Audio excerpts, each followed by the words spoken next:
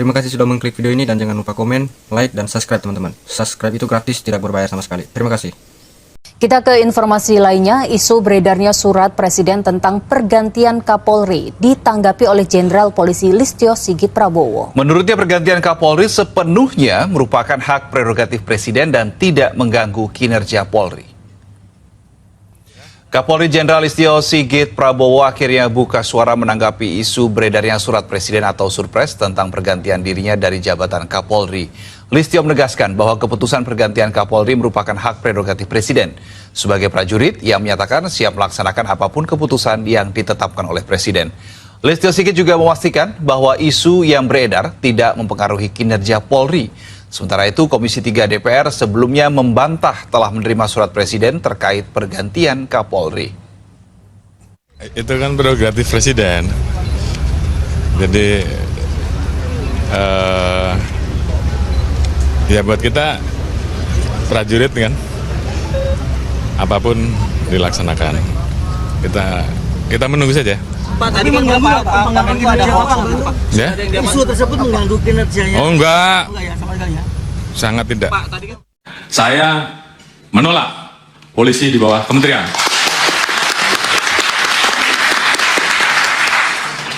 Dan kalaupun saya yang menjadi menteri kepolisian, saya lebih baik menjadi petani saja.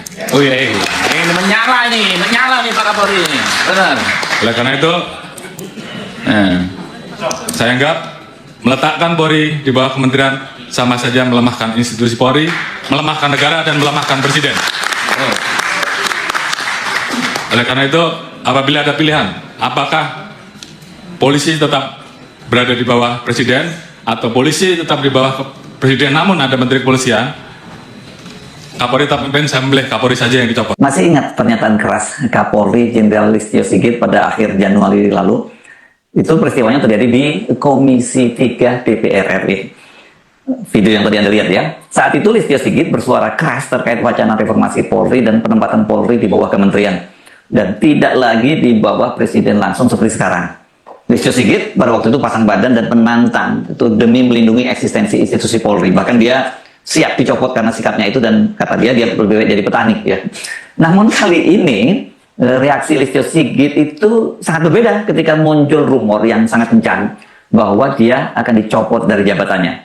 Reaksi dari Kapolri itu datar seperti kayak bicara dia biasanya. Itu hak prerogatif Presiden. Sebagai prajurit apapun yang dilaksanakan kita hanya menunggu. Itu kata Listio Sigit Prabowo. Nadanya terdengar pasrah dalam tanda petik ya. Sangat datar dan dingin khas dari Listio Sigit Prabowo. Ini kontras yang tajam ini menjadi sinyal kuat bahwa tampaknya di balik pintu tertutup istana sebuah kompromi politik tingkat tinggi sedang dimatangkan untuk memutus masa jabatan sang jenderal ini secara elegan. Ya realitasnya Listio Sigit Prabowo memang telah menjadi Kapolri terlama pasca reformasi, sudah 5,5 tahun. Dan waktunya memang harus dilakukan penyegaran pucuk pimpinan. Namun dengan posisinya yang sangat krusial dan vital pada saat transisi pemerintahan pada Pilpres dan Pemilu 2024 lalu, ya orang seperti Listio Sigit Prabowo itu tidak mungkin dibuang begitu saja. Satu tentu saja alasannya karena dia itu faktor peran yang sangat krusial pada Pilpres 2024. Kedua tentu saja ini kedekatan hubungannya dengan mantan Presiden Joko Widodo yang diakui oleh Presiden Prabowo sebagai mentor politiknya. Posisi ini sebenarnya mendua ya. Di satu sisi ini membuat bargaining politik Listio Sigit Prabowo sangat kuat. Tetapi di satu sisi desakan publik agar Listio Sigit segera dipangkas, dicopot karena kedekatannya dengan Jokowi itu dari kalah itu sangat kuat juga gitu ya. Karena itulah ketika muncul kemarin hari Selasa 4 Agustus sejumlah media mengabarkan Presiden Prabowo Subianto telah mengirim surprise atau surat Presiden ke DPR mengenai pergantian Kapolri Listio Sigit, itu kemudian menimbulkan kehebohan.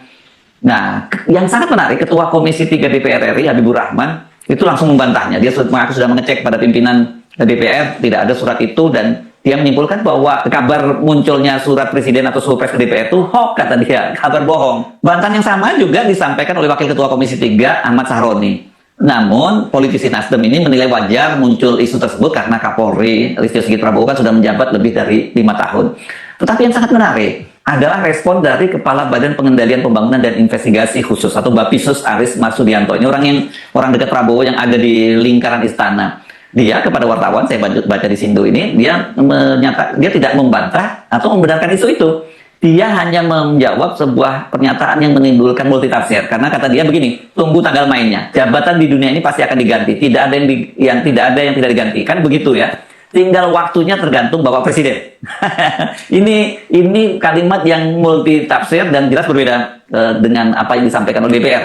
Dan penting dicatat ya, kalau Bapisus ini adalah lingkaran dekat Pak Prabowo di istana. Sementara tadi yang membantah, yang menyatakan itu hoax itu adalah Habibur Rahman. Dia adalah politisi Partai Gerindra. Jadi sebenarnya dia juga orangnya Pak Prabowo. Tapi tentu saja derajat kedekatannya berbeda antara Habibur Rahman dengan Aris Marsudianto ini. Untuk memahami mengapa respon terbaru Listio Sigit ini bisa dianggap sebagai sebuah sinyal kepasrahan dan kemudian menduga-duga kelihatannya sudah ada kompromi-kompromi politik, kita harus memutar kembali ingatan pada rekam jejak ketegasan dan bagaimana Listio Sigit menunjukkan taring politiknya ya, yang kemudian terbukti dia selalu menangkan pertempuran politik itu. Saya menyebutnya seperti itu ya. Yang paling menarik saya kira itu adalah peristiwa pada tanggal 6 Januari 2026. Ini 6 bulan yang lalu ya, dalam rapat kerja yang sangat panas di Komisi 3 DPR RI, Listio Sigit itu menyatakan dia menghadapi desakan masif dari civil society untuk menuntut reformasi Polri secara radikal, termasuk wacana menempatkan Polri di bawah kementerian. Saat itu dia dengan nada yang sangat tinggi dan bersuara sangat keras, Listio secara terbuka menolak dan menantang balik. Mohon maaf, Bapak-Bapak dan Ibu-Ibu sekalian, kami tentunya institusi Polri menolak kalau sampai ada usulan Polri berada di bawah kementerian khusus. Karena bagi kami posisi institusi Polri seperti saat ini adalah posisi yang sangat ideal. Kita bisa menjadi alat negara yang betul-betul memberikan pelayanan kepada masyarakat di bidang Harkamtibmas, di bidang hukum, di bidang pelindungan, pelayanan. Di satu sisi kita betul-betul bisa berada langsung di bawah Bapak Presiden, sehingga pada saat Presiden membutuhkan kami, maka kami bisa bergerak tanpa harus ada kementerian-kementerian yang kemudian tidak mau. Ini menimbulkan potensi matahari kembar menurut saya. Jadi kalau tadi saya harus memilih karena beberapa kali ada yang menyampaikan Kapolri sudah 5 tahun. Kalau saya harus memilih, dan kemarin sudah saya sampaikan, bahkan ada beberapa orang yang menyampaikan ke saya lewat WA bahwa mau enggak Pak Kapolri jadi Menteri Kepolisian. Dalam hal ini saya tegaskan bahwa di hadapan Bapak-Bapak dan Ibu-Ibu sekalian dan seluruh jajaran bahwa saya menolak polisi di bawah kementerian.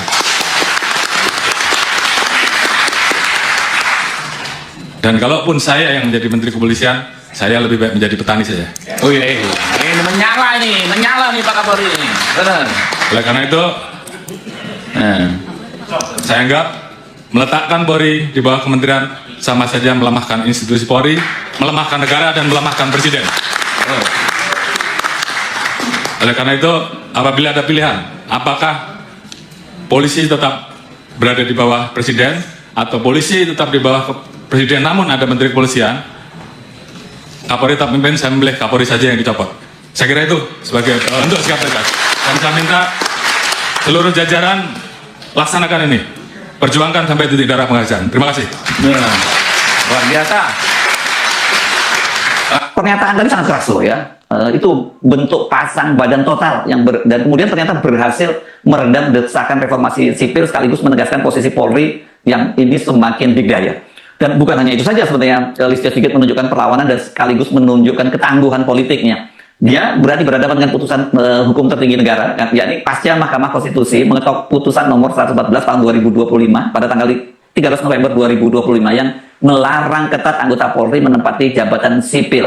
Listio Sigit bergerak cepat dan kemudian pada Desember 2025 dia menerbitkan keputusan Kapolri atau Perpol nomor 10 tahun 2025 yang justru memerinci jabatan apa saja di 17 kementerian dan lembaga yang boleh ditempati perwira aktif Polri. Dan langkah ini dicap oleh koalisi masyarakat sipil sebagai bentuk pembangkangan.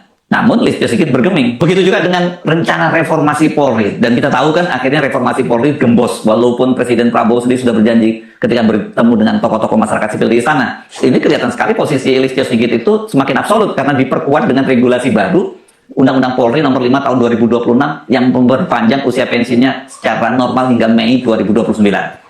Peristiwanya terjadi tanggal 9 Juni ketika DPR mengesahkan revisi Undang-Undang Polri Dan salah satu pasal yang kontroversial banyak dipersoalkan adalah perpanjangan usia pensiun menjadi 60 tahun. Ya, halo semuanya, selamat datang kembali di channel kita. Hari ini kita akan bahas berita yang benar-benar mengguncang panggung politik nasional. Persis seperti judul yang pertama, Prabowo memanas, drama ijazah Jokowi selesai, Listio Sigit diganti, Jokowi kena mental.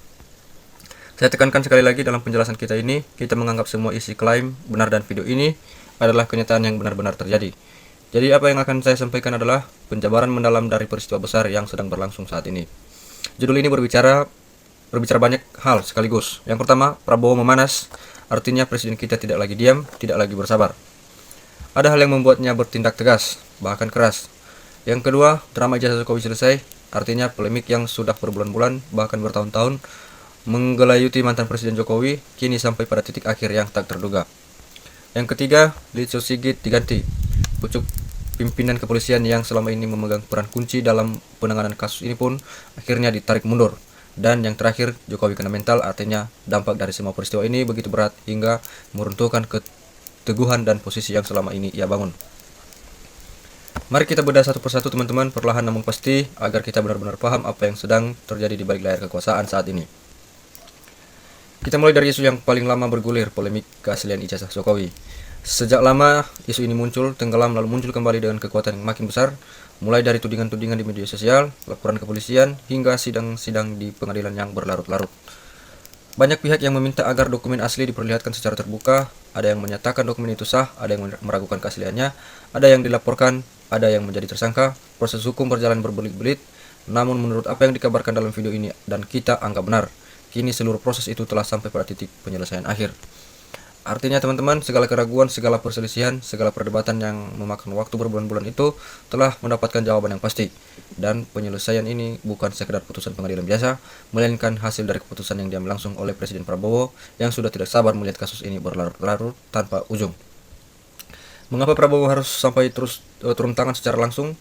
Karena isu ini sudah mengganggu stabilitas, sudah menjadi alat perang politik, dan sudah menyita perhatian publik yang seharusnya fokus pada pembangunan negara. Prabowo memutuskan cukup sudah, masalah ini harus dibereskan sekarang juga, tuntas sampai ke akar-akarnya. Sekarang kita bahas kabar yang sama mengejutkan. Prabowo memerintahkan pergantian Kapolri Jenderal Listio Sigit Prabowo.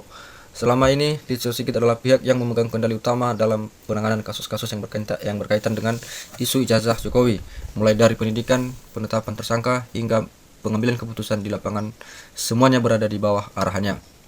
Namun menurut narasi dalam video ini yang kita anggap benar, Prabowo merasa tidak puas dengan langkah-langkah yang diambil. Ada hal yang dinilai tidak sesuai dengan harapan, ada hal yang dinilai berbelit, ada hal yang dianggap menunda-nunda penyelesaian yang seharusnya cepat dan tegas. Maka keputusan diambil, ganti pimpinan tertinggi kepolisian. Bukan karena tidak mampu, tapi karena diperlukan tangan baru dengan arahan yang lebih tegas, lebih cepat, dan lebih sejalan dengan keinginan Presiden untuk membereskan masalah ini secara tuntas. Perlu kita pahami, mengganti Kapolri bukan keputusan yang diambil sembarangan. Itu adalah keputusan berat yang menunjukkan betapa besarnya keinginan Prabowo untuk memutus mata rantai segala hal yang menghambat kebenaran terungkap.